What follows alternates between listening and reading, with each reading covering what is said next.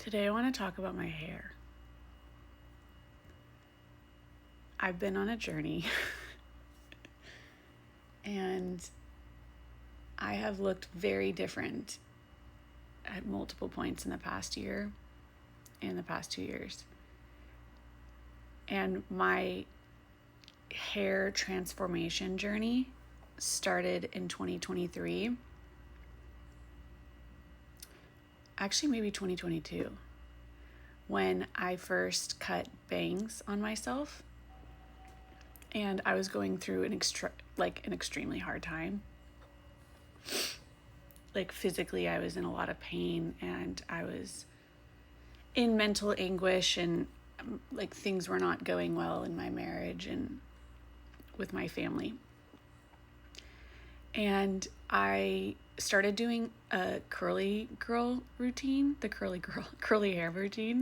because my hair is naturally dark brown and wavy curly, but there's a lot of it, and so it can look very like chunky. And so I really just wanted it to look like PC and cute and kind of sleek. And I spent a lot of time straightening my hair growing up, and I really just wanted to embrace my curls. So doing the curly method was expensive and time consuming for me to achieve a look that made it look like I didn't spend any time on it. It just needed to look effortless. Over the course of that next year, I like to dye my hair as close as I can to like a bright, like red, not bright red, but I've always liked lighter hair colors on me. And I always thought that red was kind of like the closest I could get to like blonde without just like doing a blonde switch. And I balayaged it, or I had like ombre where it was like kind of creeping up, but my hair was like down to here, and I'll post pictures. Then I saw a course offered by this one hairstylist that I followed on Instagram, where she taught you how to cut your hair with a like razor that has a like a guard on it. And the way she like made the PC parts show up, I was just like, I want that. And I spent like a bunch of money on that class and then another class, and they weren't very helpful. I think that she misunderstood how much her natural intuition comes into play with her process of cutting and knowing how much to cut and what angle to cut. But it got me started, and it felt like one of the most fun things I've ever gotten to do is like carve into my hair, because like that's what it felt like I was doing. And I very quickly like it got out of hand. Like it went from my hair being here to pixie cut in a matter of months, because I just couldn't. And it wasn't that I like was like, oh no, I need to fix this. It was more just like I really enjoyed cutting it. But I kept forgetting that it needed to grow back. And then I just like, now here it is.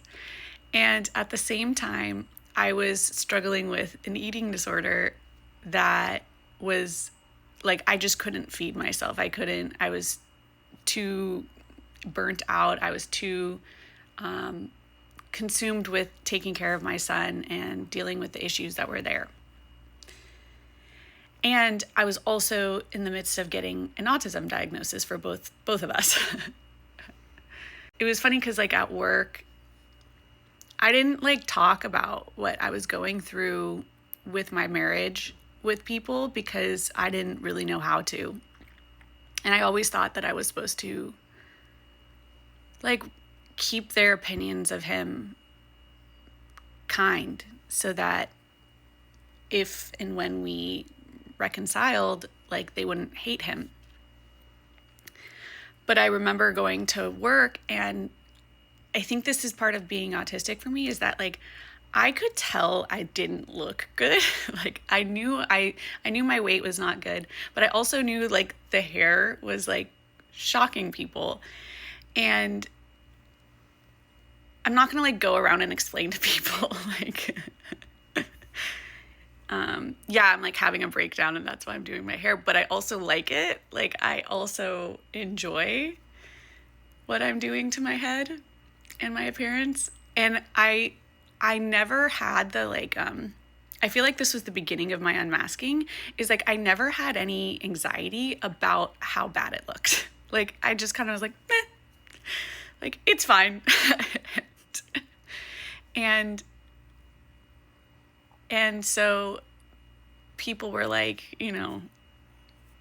yeah, I think that they were concerned for me, but they didn't know how to show that.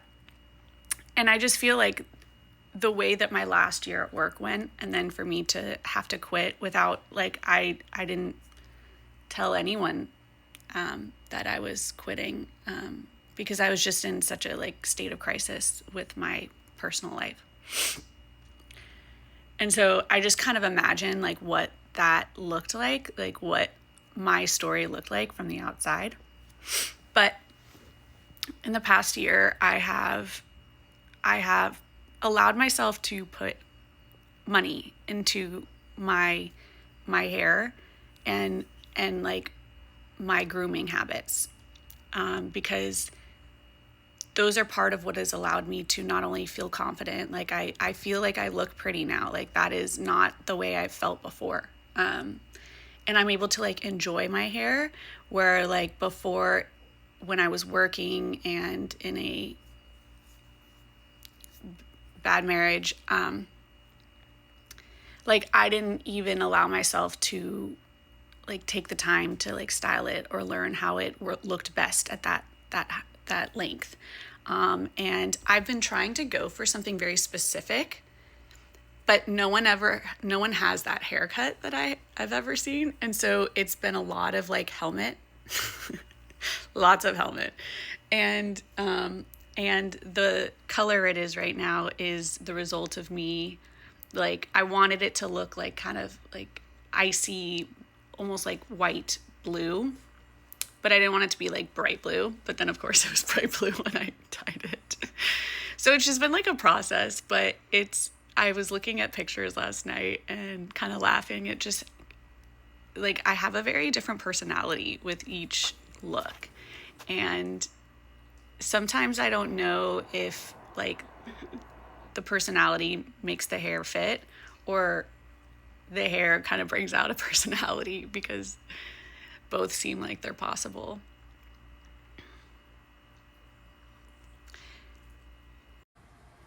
So now you know the backstory about my hair odyssey. I am going to share a poem that I wrote about this, and it's kind of about what I talked about. It's exactly about what I was talking about. But it's more kind of like a note to those who I felt judged by, and like what I wish I could say to them.